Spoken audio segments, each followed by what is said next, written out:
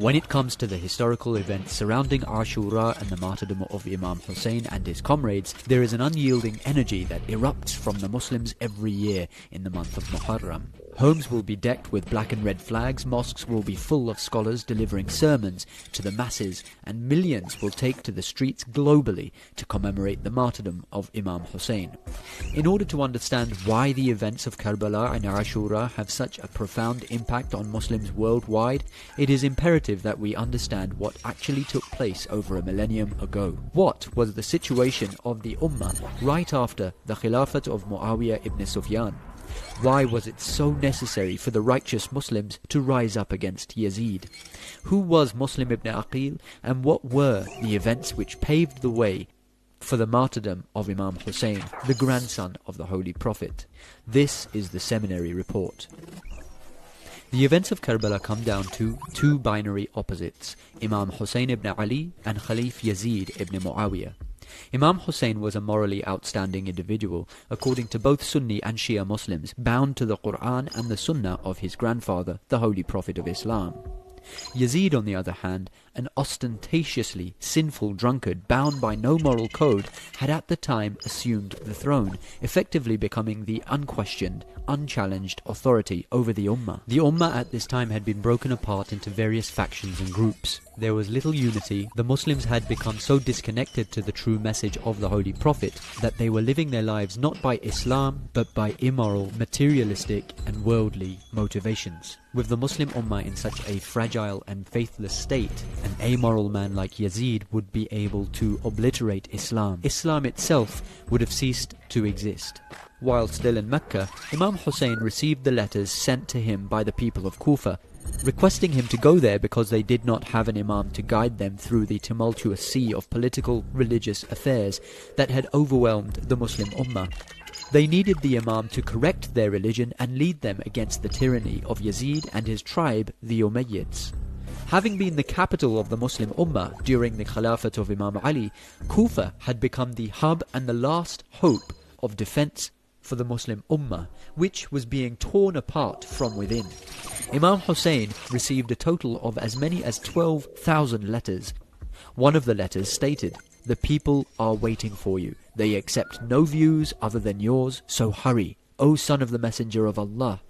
Imam Hussein sent a letter back stating, "I understand what you narrate. Therefore I have sent to you my brother and cousin, and the confidant of my Ahlul Bayt. So if he writes to me saying that your view is united with that of those of distinction and wisdom from among you, and in agreement with what your messengers and letters state, I shall, by the will of Allah, come to you very soon." He then handed this letter to Muslim ibn Aqil, saying, "I am dispatching you to the people of Kufa. Once you get there, stay with the most trustworthy of its people."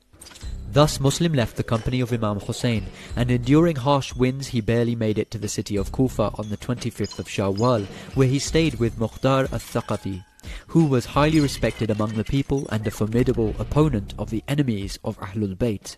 In Kufa, the reception of the people was hospitable to say the least. The Shias went in hordes to meet Muslim in the house of Mukhtar and expressed their allegiance. A man stood and said, "By Allah, I shall respond to your call, and I shall fight your enemy." Another concurred, saying, "I feel exactly the same." And others also made similar statements. All in all, Muslim rallied as many as 18,000 men to the call of Imam Hussein, and according to some reports, there were as many as 40,000. Elated, Muslim ibn Aqil sent a letter back to Imam Hussein stating, 18,000 Kufians have already come to me, so hurry and come here as soon as this letter reaches you. This was 27 days prior to Muslim's martyrdom. The rallying of the people against Yazid and his tribe, Bani Umayyah, had angered a group of the Umayyads with vested interests. Among them was Umar ibn Sa'd, a man known for his desire for worldly attractions. They wrote to Yazid warning him of the arrival of Muslim ibn Aqil and the rallying of the people of Kufa behind him, adding that Al-Nu'man, the governor of Kufa at the time, was not fit to stand in Muslim ibn Aqil's way. So Yazid dispatched Ibn Ziyad to represent him as the governor of Kufa. At this point, word had spread throughout the lands, and people were expecting Imam Hussein to come to Kufa in response to the letter of the Kufans. Taking advantage of this, the cunning Ibn Ziyad donned a humble black turban and Yemeni clothes, the type of garb that the Ahlul Bayt were recognized for. Thus, along checkpoints and at the city of Kufa's gates, people saluted him with cries of, "Welcome, O son of the Messenger of Allah," mistaking him for Imam Hussein. In this way, Ibn Ziyad managed to reach the governor's mansion while evading the zealous loyalists of Imam Hussein. Upon reaching the mansion, however, a man recognized him and called out to the thronging crowds that he was not Imam Hussein, but in fact Ibn Ziyad in disguise.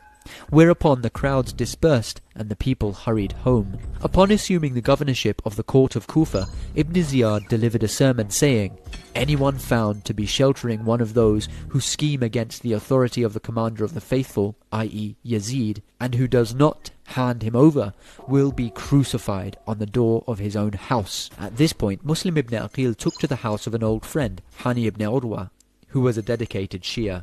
Others who were still loyal to Imam Hussein also visited the house of Hani in secret, helping Muslim ibn Aqil to gather intelligence and delivering funds in order to buy weapons for the uprising.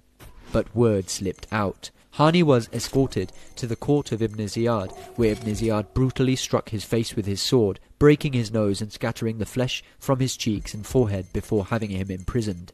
Upon hearing what had happened to Hani, Muslim ibn Aqil hurried along plans for the uprising.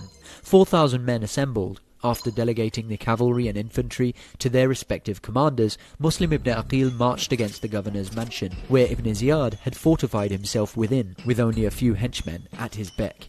At this critical moment, had the Muslims truly united under Muslim ibn Aqil, they would have successfully prepared the ground for the arrival of Imam Hussein, but the people of Kufa, despite having sworn allegiance to Muslim ibn Aqil, would not prove loyal to their word. Little by little, the treacherous soldiers began to disband, their flags vanishing into the crowds of Kufa, until a mere 300 men remained alongside Muslim ibn Aqil. Those inside the mansion called upon the people of Kufa, saying, "O Kufians, fear Allah, and do not expose yourselves to Syrian cavaliers, whose might you have already tasted, and whom you have already tested on the battlefield." Whereupon the 300 also dispersed, so much so that a man would come to his son, brother, or cousin and tell him to go home, and a wife would cling to her husband till he returned home.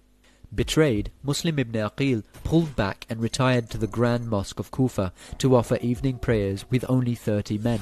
Then, as he walked through the dark streets, fewer and fewer Kufans remained loyal, until finally Muslim ibn Aqil found himself walking utterly alone, stumbling through the streets and alleys of Kufa. Ibn Ziyad's henchmen were after him. Ascending the pulpit, Ibn Ziyad stated, "Muslim ibn Aqil has caused the dissension and disunity, so there is no security henceforth to any man in whose house we find him. Anyone who captures him and brings him to us will be paid his blood money." The city was shaken with fear. Those who opposed Ibn Ziyad were either murdered or imprisoned. Mukhtar al-Thaqafi was among those who remained loyal to Muslim ibn Aqil, and by default to Imam Hussein till the end. But Muslim ibn Aqil was now truly alone. He took refuge in the house of a freed bondsmaid by the name of Taw'a, who gave to Muslim water, food and shelter.